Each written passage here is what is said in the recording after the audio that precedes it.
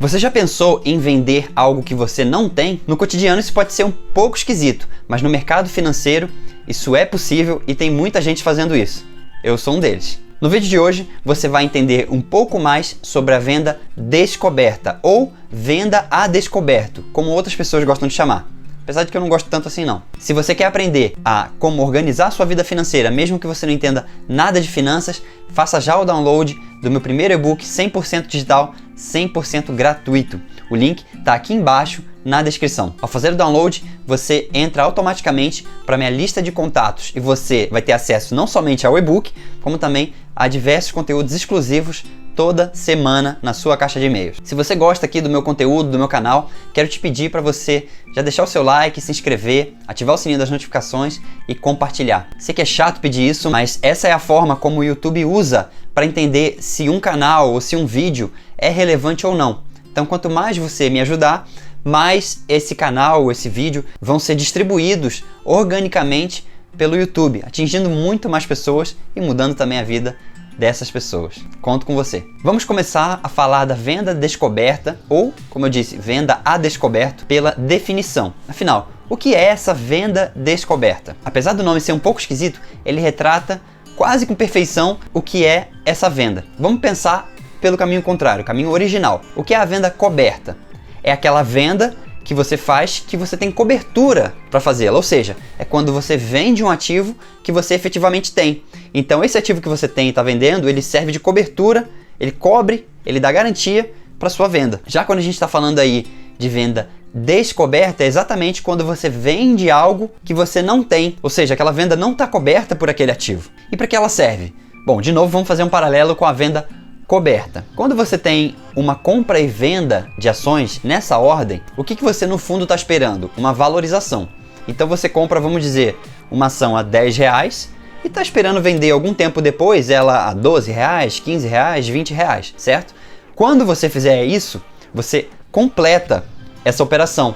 Então você antes não tinha aquela ação, comprou por 10, passou um tempo, vendeu por 15 e deixou de ter novamente. O que ficou para você? Justamente a diferença de 15 para 10, R$5 por ação de lucro. A venda descoberta, ela funciona exatamente da mesma maneira, só que com a lógica invertida. É exatamente isso, você vende primeiro, vamos dizer que o papel esteja a R$15, e você depois de um tempo, você recompra ele a R$10, por um valor, né, obviamente, mais baixo.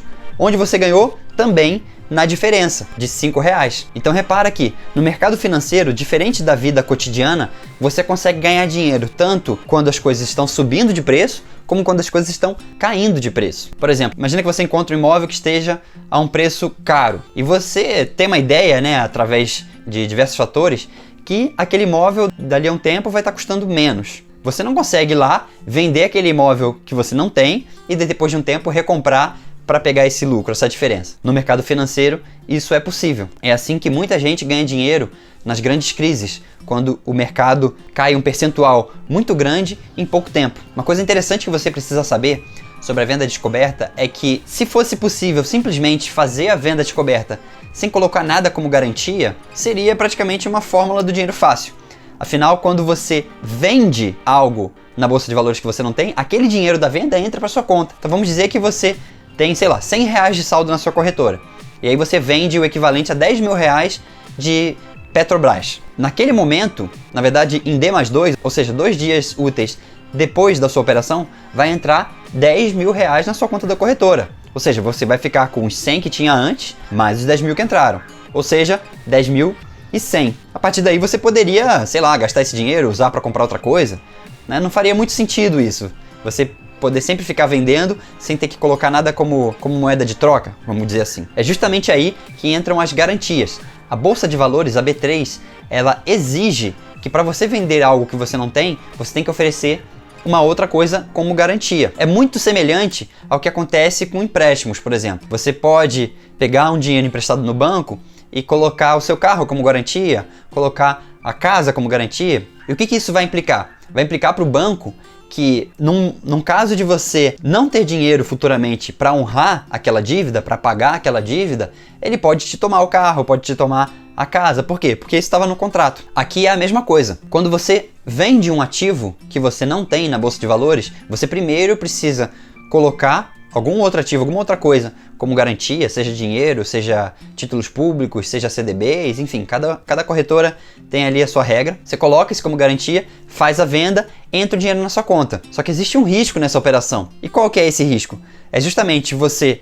Imagina que você vendeu por 15, esperando que fosse recomprar depois de um tempo por 10, só que em vez de cair, ele sobe 16, 17, 18, 19, 20, 30. Quanto mais esse papel subir, mais caro você vai recomprar. Ou seja, você vai perder dinheiro. E aí, pensando em todo esse mecanismo, a bolsa e as corretoras bolaram uma forma de, vamos colocar aqui uma necessidade de garantia que, caso aconteça alguma coisa que a estratégia do investidor não se concretize, ou seja, o papel vai na contramão do que ele estava esperando, eu posso ir lá e executar a garantia e pegar o meu dinheiro de volta. Como eu disse, o que serve como garantia? A bolsa tem a sua própria regra e, além disso, as corretoras aceitam algumas outras coisas também, dependendo da corretora. Então, por exemplo, algo que é muito comum delas aceitarem é o papel Tesouro Selic. Uma outra coisa que é relativamente comum são CDBs de liquidez diária, ou até CDBs normais, né, que não tem liquidez. As corretoras e a bolsa também aceitam ações de outras empresas. Então, por exemplo, você vai vender Petrobras, mas você tem lá na sua carteira Banco Itaú.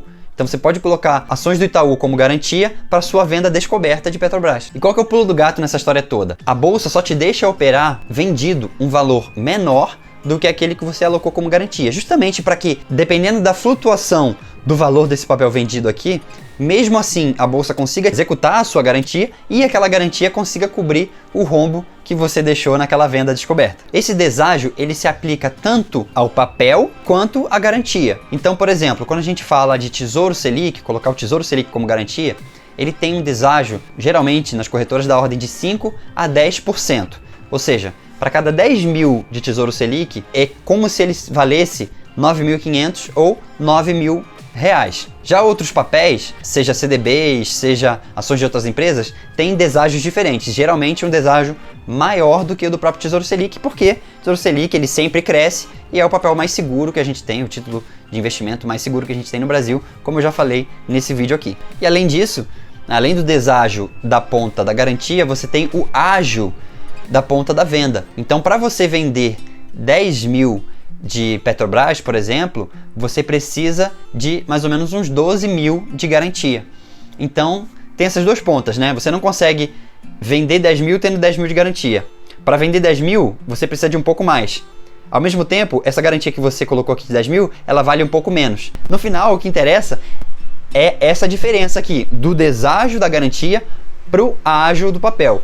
Geralmente a gente está falando aí algo da ordem de 20 a 30% para papéis normais aí com bastante liquidez. Agora vamos voltar um pouco para o início. Já que a operação vendida ou venda descoberta, ela se caracteriza por eu vender algo que eu não tenho, mesmo dentro da bolsa isso não é possível exatamente assim, tão simples. Na verdade, para você fazer uma venda descoberta e vender algo que você não tem, você precisa alugar antes aquele papel, aquele ativo que você não tem, de quem tem. Eu já falei um pouco sobre isso nesse vídeo aqui, em que eu explico melhor sobre o aluguel de ações. Vale a pena lá dar uma conferida. Então vamos dar um exemplo assim do cotidiano para ficar bem simples.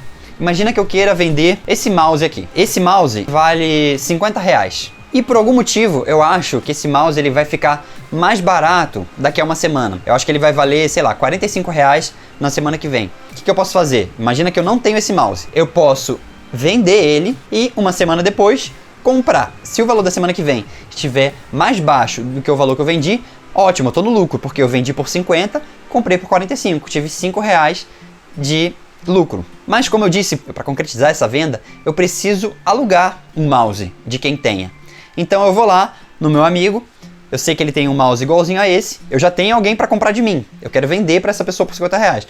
Eu vou lá, tomo um aluguel desse mouse, pago uma taxinha de aluguel para quem tem esse mouse e vou lá e vendo para a pessoa. E combino para essa pessoa que me alugou e falo, ó, daqui a uma semana eu te devolvo, beleza? Beleza. Uma semana depois, eu vou lá na loja e vejo, opa, realmente, o mouse agora na loja, um novo, tá custando R$45, menos do que eu vendi, R$50. Então eu vou, compro um mouse novo, agora eu tenho um mouse, vou lá, entrego de volta para a pessoa que me alugou. E a pessoa para quem eu vendi segue a vida, como se nada tivesse acontecido.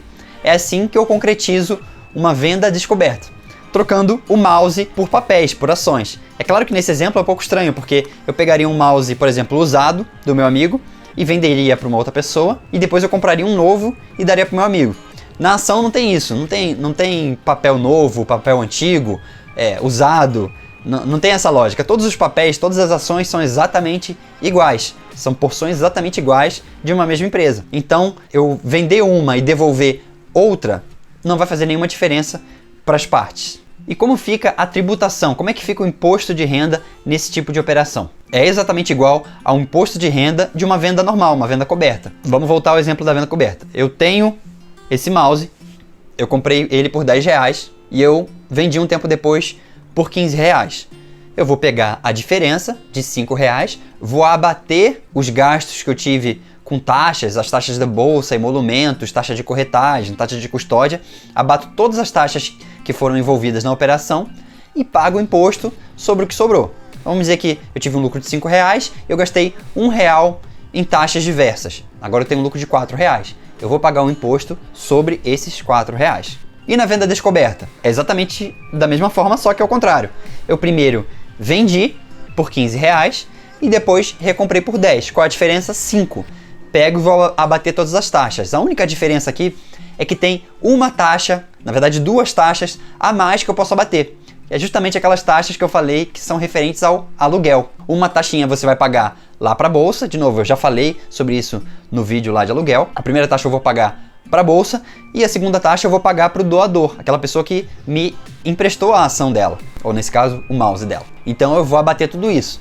Então, nesse caso, a operação costuma ser um pouco mais cara. Então, vamos dizer que eu tive aqueles R$5 de lucro bruto, eu tirei aí mais ou menos R$1 das taxas de corretagem, emolumentos, custódia e tudo isso, e vamos tirar aí mais uns 50 centavos de taxa de aluguel. Então, no final, meu lucro líquido foi de R$3,50, eu pago imposto sobre esses R$3,50 e tá tudo resolvido. Para finalizar esse vídeo aqui, né, mais uma aula aí agora sobre venda descoberta ou venda à descoberta, vamos falar sobre o passo a passo, o que você tem que fazer para conseguir vender algo que você não tem. O primeiro passo de todos, óbvio, é você analisar aquela ação e ver se a sua estratégia indica que aquela ação vai realmente cair dentro de um curto espaço de tempo de preferência, porque é meio ruim você ficar numa posição vendida durante semanas ou meses, tá? Porque o papel pode voltar a subir e aí o prejuízo pode ser infinito. É claro que não vai ser infinito porque a bolsa vai te executar a sua garantia antes. Então o primeiro passo é ver a sua estratégia. O segundo passo é você verificar junto à sua corretora ou seu assessor de investimentos se tem disponibilidade de BTC, ou seja, de aluguel daquela ação que você quer vender. Como eu já disse também no vídeo sobre aluguéis, é muito mais fácil você encontrar aluguel de ações mais líquidas. E isso acaba refletindo na taxa também. Você alugar um papel de Petrobras, você vai pagar aí mais ou menos 0,5% ao ano de taxa. Já você alugar algum outro papel menos líquido, você pode pagar 2% ao ano, 5% ao ano, 10%. Então você tem que ficar ligado nisso, principalmente se tem BTC. Porque se não tiver BTC, que é a gíria que a gente fala, né, para perguntar se tem aluguel ou não de determinada ação, se não tiver, o que pode acontecer é como se você vendesse esse mouse e você não encontrasse ninguém para te alugar esse mouse. Ou seja, você não vai conseguir entregar o mouse para a pessoa que comprou de você. Então isso na bolsa é chamado de falha de liquidação. E isso pode resultar num problema enorme aí. A bolsa pode te cobrar uma taxa de juros em relação àquela falha de liquidação. Eu não recomendo para ninguém. Realmente é melhor, antes de você vender um papel, você verificar se tem aquele papel para alugar. Um outro passo importante também é você colocar alguma ação, algum Tesouro Selic, algum CDB, ou até mesmo dinheiro, dependendo da corretora, também aceita, como garantia daquela operação. Se você não fizer isso, você não vai conseguir alugar, você não vai conseguir vender descoberto, não vai conseguir fazer nada nesse caso. Depois de tudo isso, aí sim você pode ir lá e vender a ação. Vendida a ação, todo o processo costuma ser automático dependendo da corretora.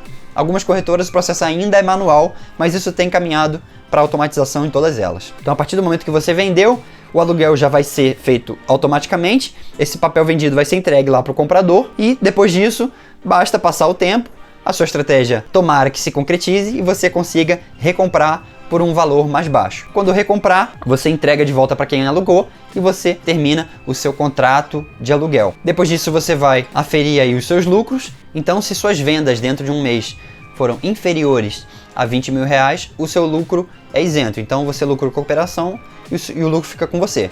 Se for acima disso, você paga também 15% sobre o lucro tributável, ou seja, já abatido ali todas as taxas, inclusive as taxas de aluguel. Bom, era isso que eu tinha para falar no vídeo de hoje sobre esse conceito de venda descoberta. Muita gente ainda não sabe que é possível fazer isso, né? É possível você lucrar com o mercado em queda ou com alguma ação em queda. Espero que você tenha gostado. Já deixa aí o seu like, se inscreva, ative o sininho das notificações e compartilhe.